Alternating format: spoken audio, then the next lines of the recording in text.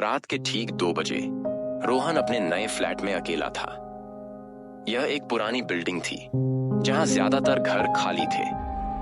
दिन भर ऑफिस में काम करके वो काफी थक गया था, इसलिए सोने के लिए बिस्तर पर गया। लेकिन तभी उसके फ्लैट के बाहर किसी के चलने की आवाज आई। वह धीरे से उठा, दरवाजे के पास गया और पीप होल से देखा। बिल्कुल खाली गलियारा, कोई नहीं था। उसने सोचा शायद वहम होगा और वापस बिस्तर पर चला गया। लेकिन जैसे ही उसने लाइट बंद की, टिक टिक टिक टिक, अब की बार आवाज और पास लग रही थी, जैसे कोई दरवाजे के ठीक बाहर खड़ा हो। उसने धीरे से दरवाजा खोला।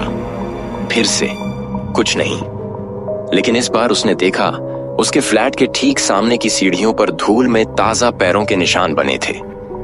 निशान ऊपर की ओर जा रहे थे।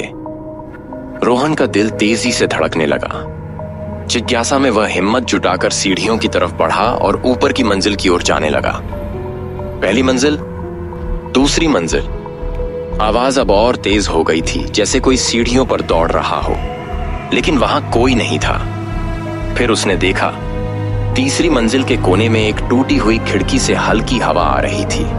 उसने सोचा शायद हवा से ही आवाज हो रही होगी। लेकिन तभी एक ठंडी सांस उसके ठीक पीछे महसूस हुई। उसने मुड़कर देखा। एक साया, बिना चेहरा, बिना आंखें, बिना मुंह, बस एक काला धुआं। अचानक वह तेजी से उसकी तरफ बढ़ा। रोहन ने दौड़ लगाई।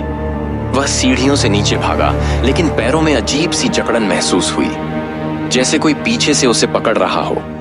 वह गिर पड़ा और तभी किसी ने उसके कान में फुसफुसाया, अब तुम भी हमारी तरह इन सीढ़ियों में ही रहोगे। अगली सुबह सोसाइटी के गार्ड्स को सीढ़ियों के बीचों बीच एक धूल से भरी जगह पर रोहन के पैरों के गहरे निशान मिले। लेकिन वहां रोहन नहीं था।